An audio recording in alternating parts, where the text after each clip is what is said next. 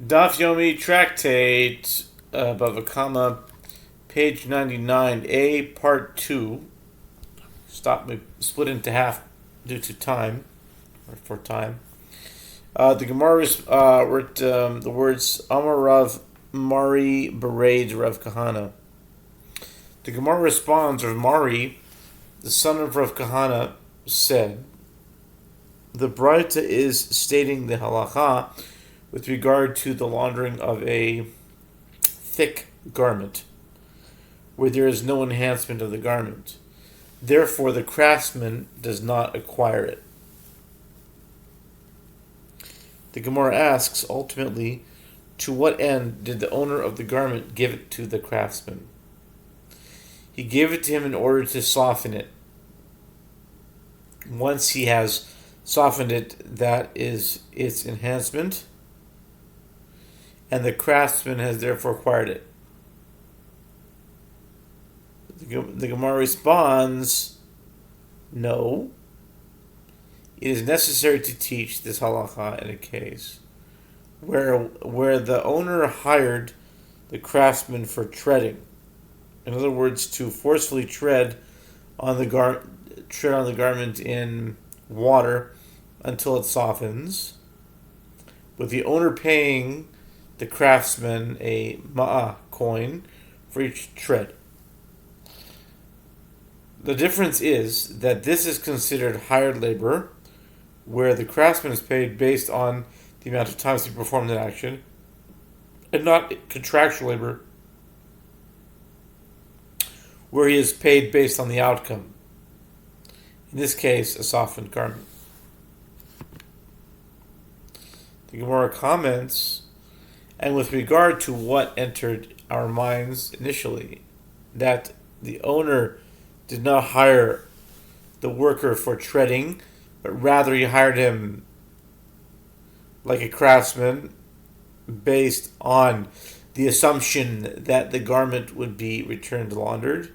This supports the opinion of Rav Sheshet, as they asked Rav Sheshet, if one hires a contractor who is not paid an hourly wage but is paid upon the completion of the task, and the one who hired him does not pay him on the day that he completes the work, does he violate for this delay the prohibition against delaying the payment of wages, or does he not violate the prohibition?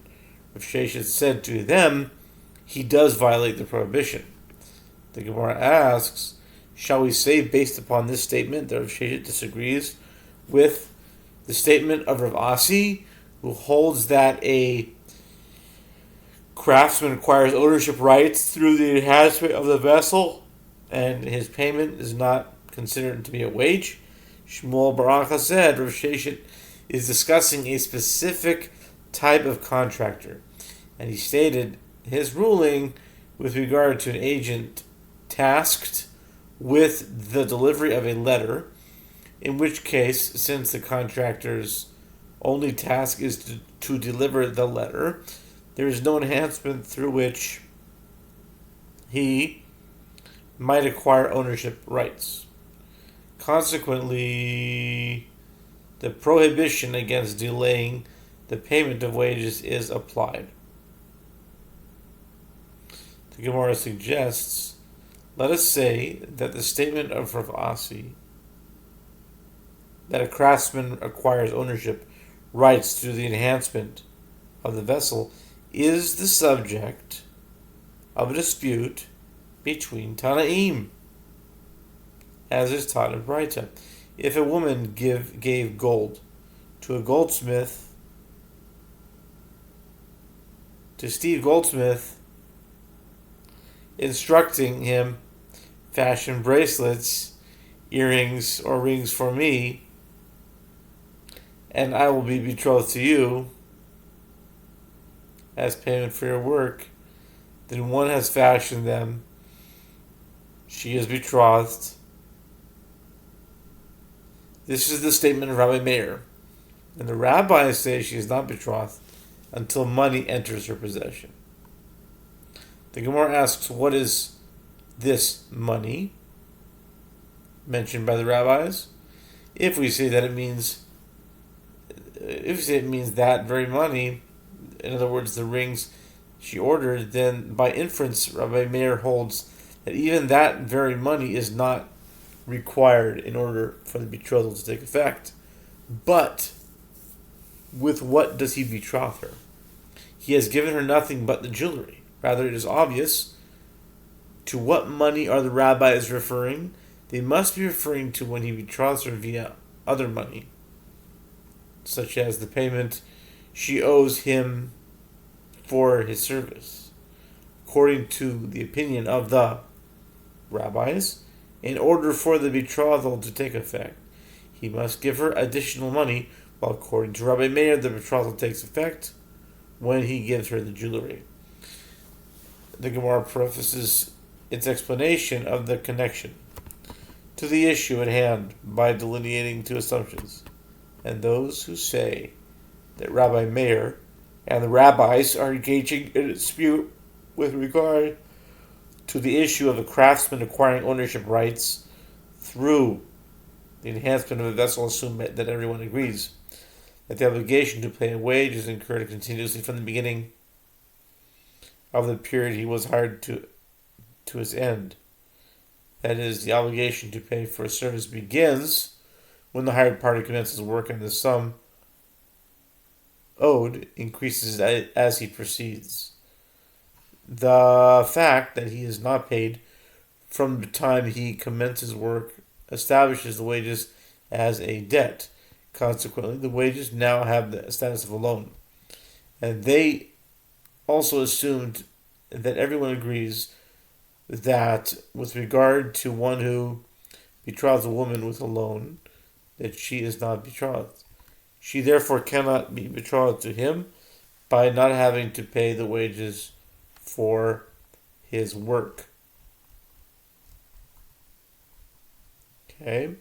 Based on these assumptions, the Gemara asks, what? Is it not that they disagree with regard to whether a craftsman acquires ownership rights through the enhancement of the vessel, as Rabbi Meir holds that a craftsman acquires ownership rights through the enhancement of the vessel, and since he owns the enhanced value of the vessel, when he gives the jewelry to her, he is giving her something valuable of his own, and she is betrothed. And the rabbis hold that a craftsman does not require ownership rights through the enhancement of the vessel, and since a craftsman, in this case the goldsmith, does not own the jewelry, he cannot betroth a woman with it. The Gemara rejects this explanation of the dispute. No, it is possible. Everyone agrees that a craftsman does not require ownership rights through the enhancement of the vessel. But here they disagree with regard to the issue of whether the obligation to pay a wage is incurred continuously from the beginning of the period he was hired to its end.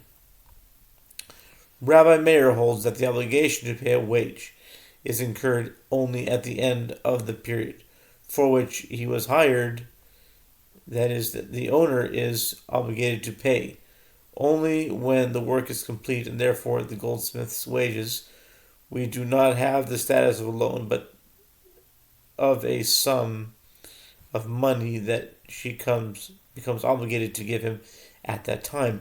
If he gives her the jewelry without asking for that money, it is as though he gave the money from his wages to her, and she may be betrothed with it. And the rabbis hold that the obligation to pay a wage is incurred continuously from the beginning of the period he was hired to its end, and therefore his wages have the status of a loan, and she cannot be betrothed with them and must be given additional money. And if you wish to say, indeed, that everyone agrees that the obligation to pay a wage is incurred continuously from the beginning of the period he was hired to its end, and here they disagree with regard to the one who betroths a woman with a loan. As Rabbi Meir holds that with regard to one who betroths a woman with a loan, she is betrothed, and the rabbis hold that with regard to one who betroths a woman with a loan, she is not betrothed.